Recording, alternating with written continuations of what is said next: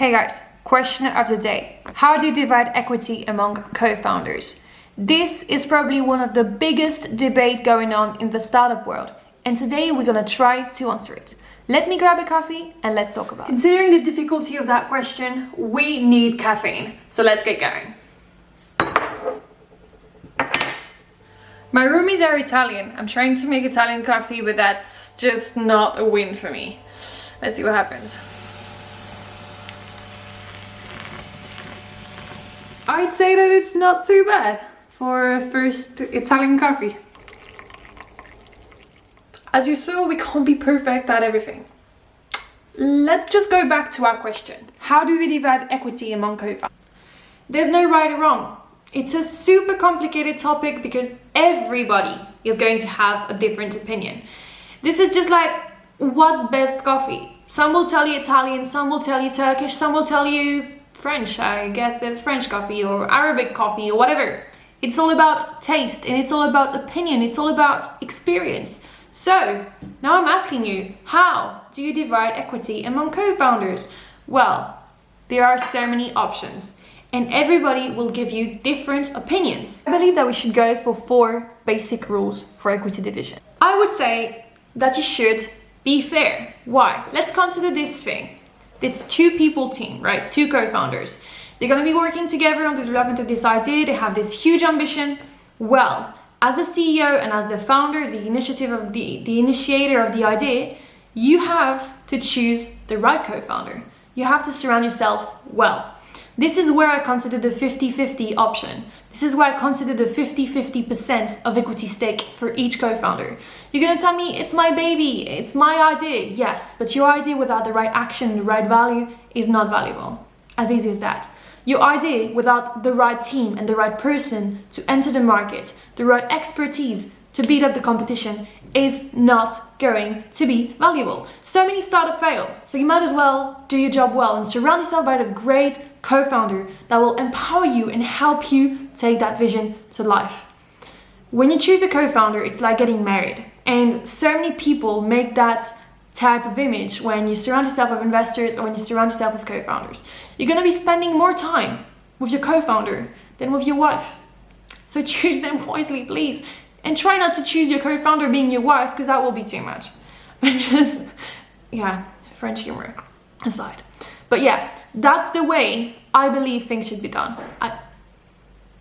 I believe that if you are choosing the right person, you should do 50-50. Why? Because it will make them effectively motivated, it will show them that you trust them 100%, and it will prove that you chose the right person to enter your team.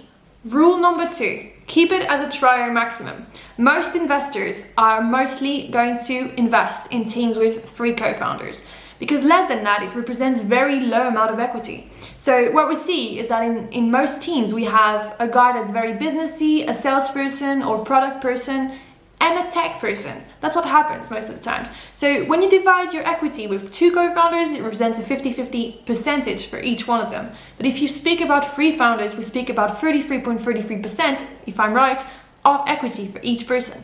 Going with more co-founders than that, you speak about much, like the equity goes lower and lower. And then when you get capital entering your project, well, you're gonna go very low in terms of equity very fast. But at the end of the day, that's up to you. Rule number 3. As I say, it's super important to choose your co-founder. I mean, it might sound logic and you might think, oh yeah, well, why would I choose a wrong co-founder?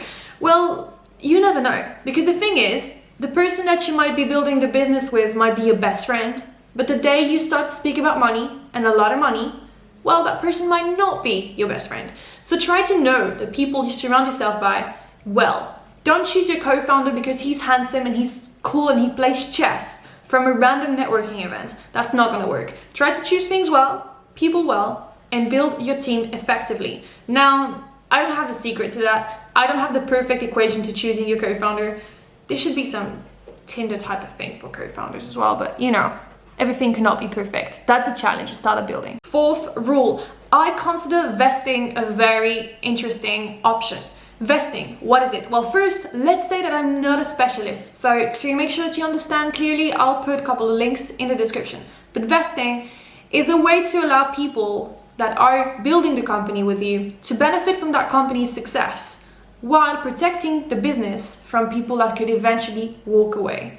So it's kind of complicated to explain in a second, but I'll put the links down below. Just consider it, it's really interesting. Finally, to conclude, well, there's not much more to say. Equity division is extremely complicated. On the internet, you might find some calculation tool of equity that might give you the perfect answer, some equations and some theories, and there's all sorts of things going on over there. But think about it. Consider the 50-50 approach. In the podcast of Founders Don't Fuck Up Your Cap Table by The Family, they mention that if you don't divide your equity 50-50, and if you don't divide your equity fairly, is that the team is not good enough. Think about it. Meanwhile, you watch me drink coffee, just consider the option to follow me on Instagram and my blog and subscribe and all those good things.